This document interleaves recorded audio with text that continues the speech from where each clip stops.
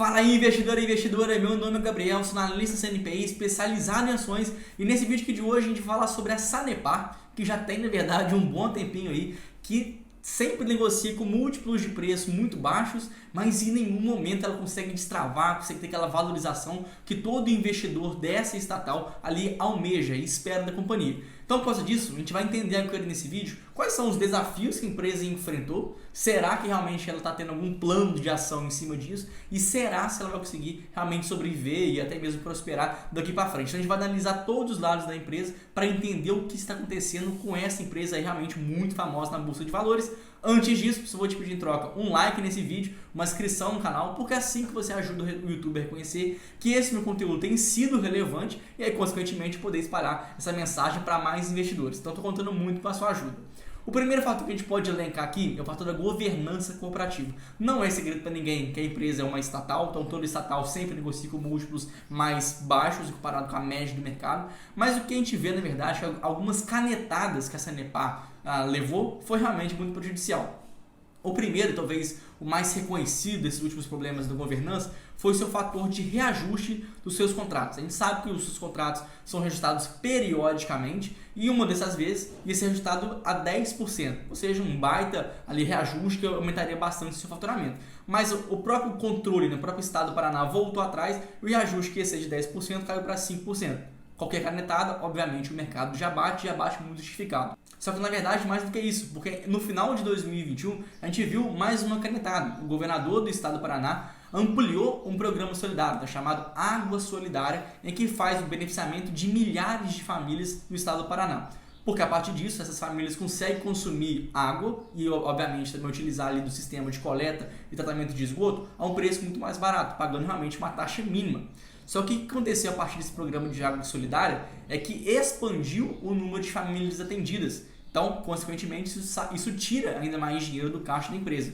Aqui não entrando no mérito se isso é válido, se isso não é válido, se é bom ou se é ruim, mas simplesmente pelo critério econômico. Porque a gente viu que simplesmente agora esse acréscimo aí de investimento, isso vai corresponder a uma ordem de 270 milhões de reais. Consequentemente, a Sanepar vai ser ainda mais impactada, o que diminui então um pouco mais o seu lucro líquido, podendo também impactar na distribuição dos dividendos.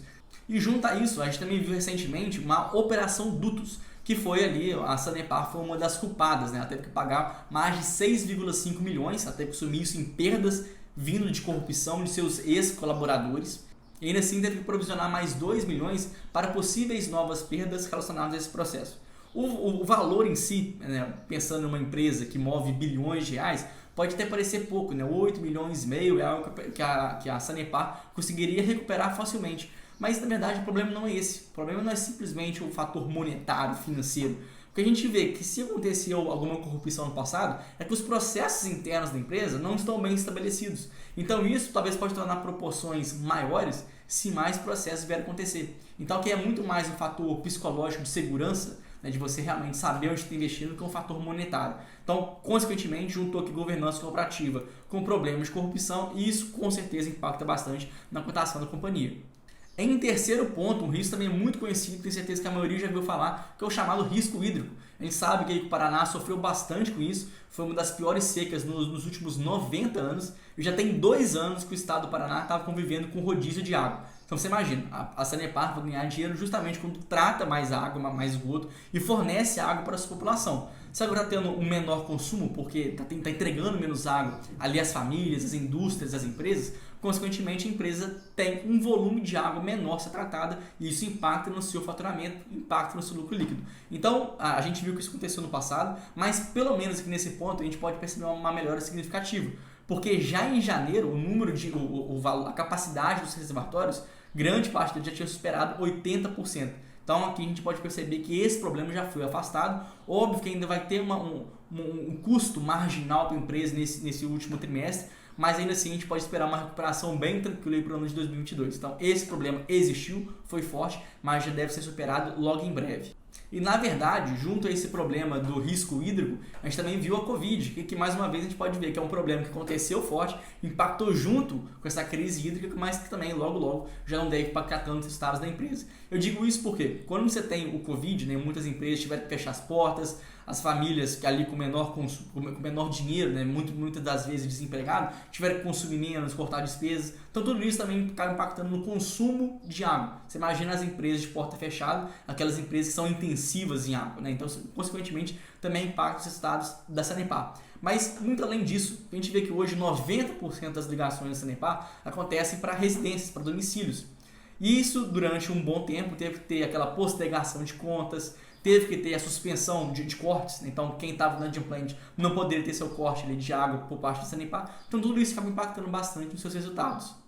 E aqui o quinto ponto que a gente poderia destacar é o fator do novo marco do saneamento básico. Até porque, a partir desse novo marco, as empresas privadas têm condição de competir de igual para igual com as empresas públicas. Então, toda vez que algum contrato de concessão chegar ao seu final, a empresa pública, estatal, no caso que é a Sanepar, ela não pode simplesmente dar uma carteirada e falar que vai renovar seu contrato. Ela tem que entrar em um processo de concessão com empresas que também são igualmente competitivas com ela, com capital privado. E a gente vê que hoje já existem 12 cidades da Sanepar, que ela cobriu recentemente, que já tem esses contratos vencidos, e outras 51 empresas com contratos vencendo no curto e no médio prazo. Obviamente, a Sanepar ainda continua sendo um player muito capitalizado, já tem uma estrutura muito boa, mas é simplesmente pelo fator de existir mais concorrência agora, uma concorrência aberta, isso acaba impactando bastante na Sanepar. A gente não sabe como que será essa nova competição, na verdade, porque muitas dessas novas empresas que têm surgido são empresas muitas das vezes novatas, que estão querendo realmente começar nesse mercado, injetando dinheiro. Então, mesmo que essas empresas privadas que venham entrar nessas concessões não sejam empresas saudáveis, querem arriscar demais, mas ainda assim isso é perigoso, porque a partir do momento que essas empresas privadas querem arriscar muito, querem colocar todo o dinheiro naquela concessão, isso pode tornar, mesmo que seja ruim para aquela empresa, mas pode ser pior ainda para a Sanepar, que pode ser um player que vai perder esse contrato. Então, olha só, olhando pelo lado exclusivo da Sanepar, a gente até vê que ela vai aumentar bastante, vai quase duplicar os investimentos que ela vai fazer para os próximos anos. E ainda assim, uma empresa, né, que já tem décadas e décadas de atuação, realmente um know-how muito bom, mas isso pode impactar bastante no seu faturamento futuro. Juntando todos esses fatores, a gente vê que o mercado sim não gosta, enxerga mais risco na empresa e por isso suas ações durante anos e anos não têm ali um bom desempenho ali, muito explicado por esses 5 fatores.